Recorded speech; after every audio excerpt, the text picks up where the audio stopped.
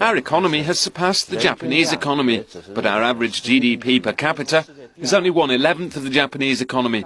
So we cannot be satisfied only with the total GDP. China's economic prosperity is still relatively smaller. China is growing rapidly and driving the global economy. Its booming domestic economy helped to prop up the country's continued economic growth despite the economic slowdown. Nick Jones, CCTV. Now, in a bid to slash $1.1 trillion from the country's deficit, U.S. President Barack Obama is set to release a budget plan for the next fiscal year on Monday. The 10-year plan includes a range of domestic spending cuts, community development, home heating, and education programs. It would put the government on track to have the federal budget deficit by the end of Obama's first term in office.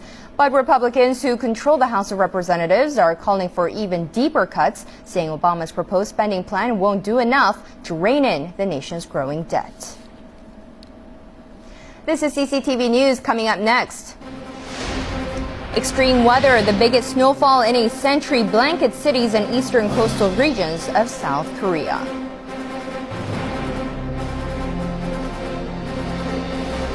And looking for love as couples enjoy Valentine's Day together, many singles hope to end their lonely days by soon finding a partner. Welcome back. The biggest snowfall in a century has blanketed cities and eastern coastal regions of South Korea. The country has launched a rescue operation involving some 12,000 soldiers as the coldest winter in years grips the peninsula. Tom Fearon has more. Hundreds of motorists were stranded and dozens of buildings collapsed after more than a metre of snow fell on some parts of the region at the weekend. The Weather Bureau is forecasting more snowfall through Monday.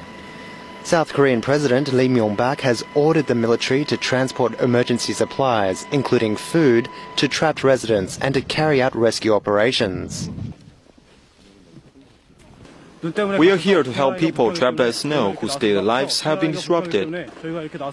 I'm 83 years old. It's the heaviest snow in my life. I'm really grateful to the soldiers.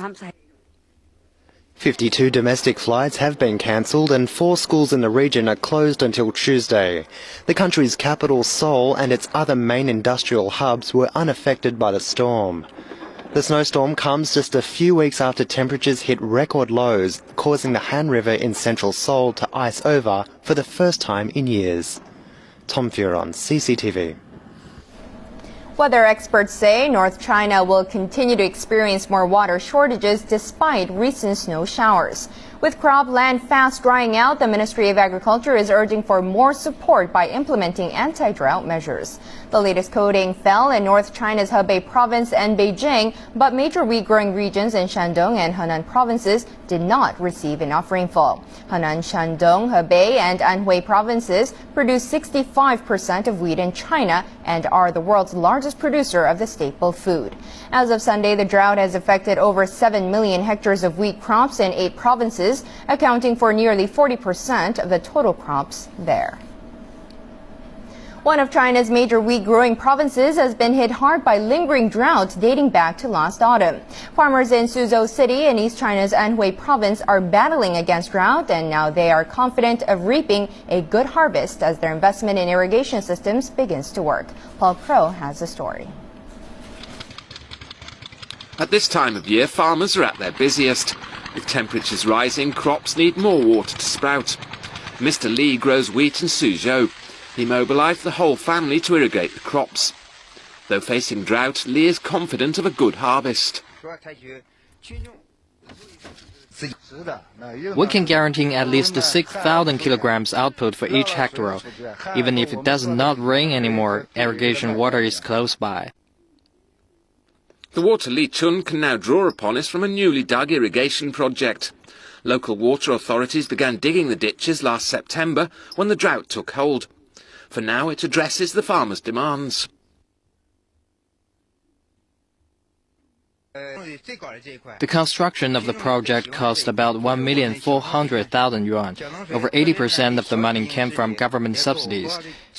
The project now provides irrigating water for over 300 hectares of fields.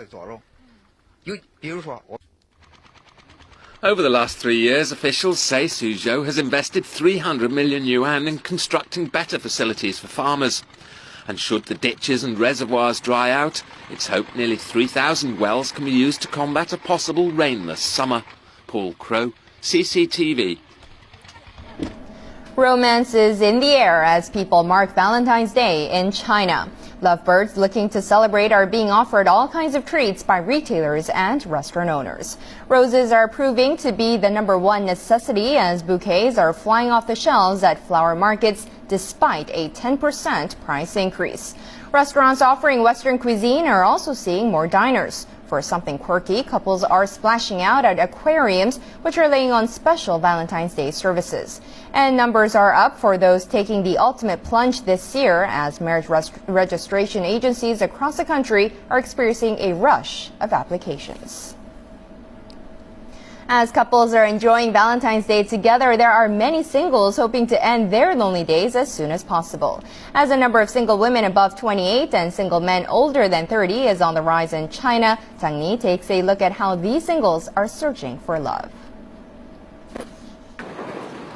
Yu Bo, boss of a culture company in Beijing, is going to be her own boss today by spending Valentine's Day by herself. Just like every day, I may go to a movie or something. 28-year-old Yu runs a company of 100 employees, but she still hasn't found her Mr. Right. She says the majority of her friends who are the same age as her are single, and they feel okay with it. But she still hopes she won't be alone for next Valentine's Day, as there are many pressures on her as she's single. The pressures mainly come from my parents. They want me to get married as soon as possible. But our generation, being born in the 80s, have very different points of view.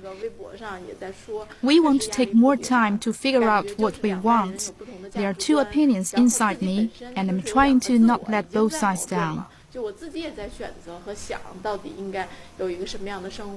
Chinese microblog website where young Chinese frequents launched yesterday an official campaign entitled Save Your Single Friends by bloggers taking photos of their single friends or themselves if they are single and posting them online in order to help them find their right ones. And within just half of the day, over 4,700 photos have been collected. Well, not sure how many of them can actually find their special one through this, but it shows that being single is not what young Chinese are satisfied with. But some are quite satisfied. 32-year-old Zhu Yue, who works at a gallery, says he really enjoys being single.